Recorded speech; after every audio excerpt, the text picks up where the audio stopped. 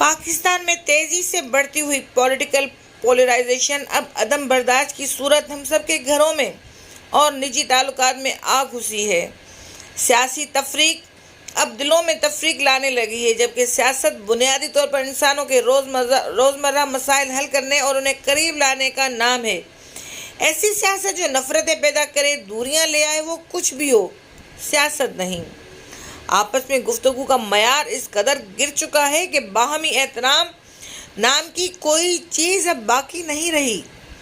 ایسے سنجیدہ احباب کی زبان بگڑتے دکھائی پڑتی ہے کہ حیرت اور رنج کی کیفیت طاری ہو جاتی ہے۔ درجنوں دوست و احباب ایک دوسرے کو سوشل میڈیا پر ان فرینڈ کر چکے ہیں۔ گھریلو تعلقات بھی باہمی تفریق اور بے ادبی کی صورتحال سے دوچار ہے۔ کیا یہ مناسب ہے کہ ہم ایک ایسی صورتحال کی وجہ سے آپس میں بدظن ہوں جس میں براہ راست ہمارا کوئی ہاتھ بھی نہیں؟ ہمیں اپنے جیسے عام انسان کی زندگی کو سہل بنانا اور ان کو ہنستا بستا دیکھنا چاہیے۔ دین کے بتائے راستے کو اپنائیں۔ کہیں ایسا نہ ہو کہ لیڈروں کی وجہ سے دین اور ایمان کو ہاتھ سے گنوا بیٹھیں۔ کسی پر اپنی بات نہ تھوپیں اور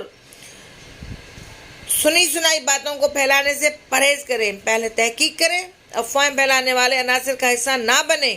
یہ مفاد پرست، جھوٹ پرست مبنی تصاویر، ویڈیوز، پوسٹیں ہماری اندھی تقلید کا سہارا لیتے ہوئے ہمارے ہی ذریعے سے معاشرے میں پھیلا رہے ہیں، جس کی وجہ سے عدم برداشت بڑھ رہی ہے۔ پیار و محبت کو پروان چڑھائیں، اچھے معاشرے کے مہذب شہری بنیں۔